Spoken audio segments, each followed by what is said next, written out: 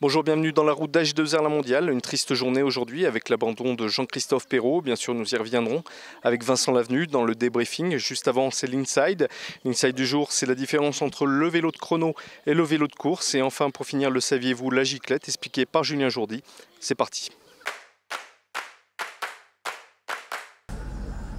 La plus grande différence, c'est naturellement la modification du cadre de chronomontre pour avoir une aérodynamique. C'est la plus importante chose.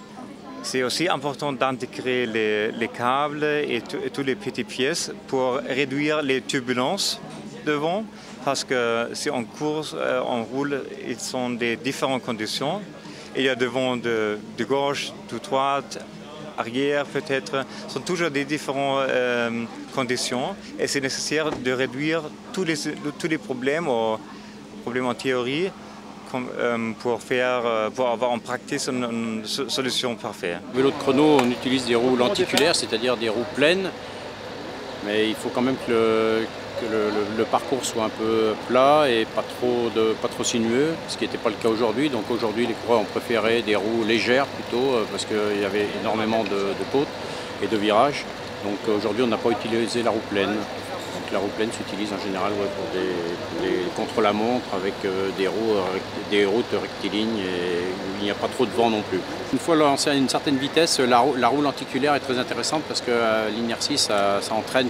Voilà, une fois l'entraînement c'est pour ça qu'il faut être à haute vitesse pour que la roue lenticulaire ait un rendement optimal. Et puis bon, il y a la rigidité aussi de la roue pleine normalement est plus rigide. Donc voilà, c'est la spécificité du contre-la-montre, de la roue pleine et le vélo plongeant aussi. Avec la roue, souvent une roue aussi assez haute à l'avant pour aussi pareil, meilleur profil, meilleure pénétration dans l'air. Après, bon, il y a la pression des boyaux aussi.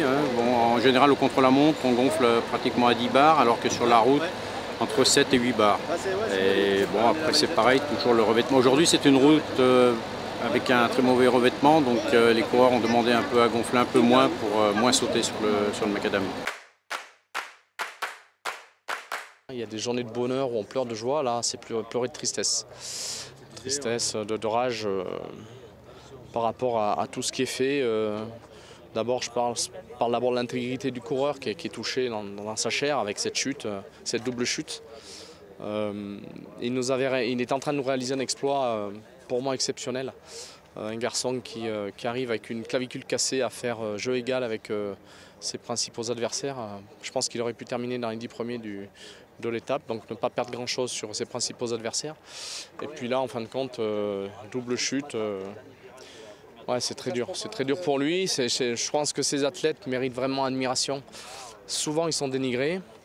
Je pense qu'il faudrait reconnaître leur courage parce qu'ils le méritent. Avec cette chute-là, on va revoir nos ambitions à la baisse. Il nous reste Bardet, Riblon, Cadry, Minard, Gadret, Dupont, voilà, tous les coureurs qui sont là, qui ont travaillé pour lui et qui aujourd'hui se retrouvent un peu orphelins.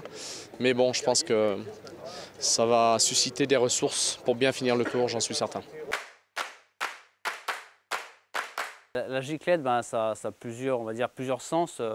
D'une part, effectivement, quand on est dans le peloton, de sortir pour aller rattraper au dernier moment l'échappée. L'échappée s'est formée, on va dire, devant nous. On n'a pas été dans la première vague.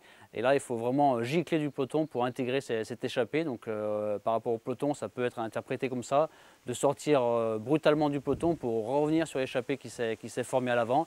Également, dans les groupes d'échappée, on peut dire dans le final, j'ai bien giclé, c'est-à-dire que le coureur a vraiment fait un gros démarrage et qu'il a laissé un petit peu sur place tous ses adversaires. Et c'est plutôt bon signe d'avoir la bonne giclette, c'est-à-dire qu'on a un démarrage plutôt puissant et bien réactif.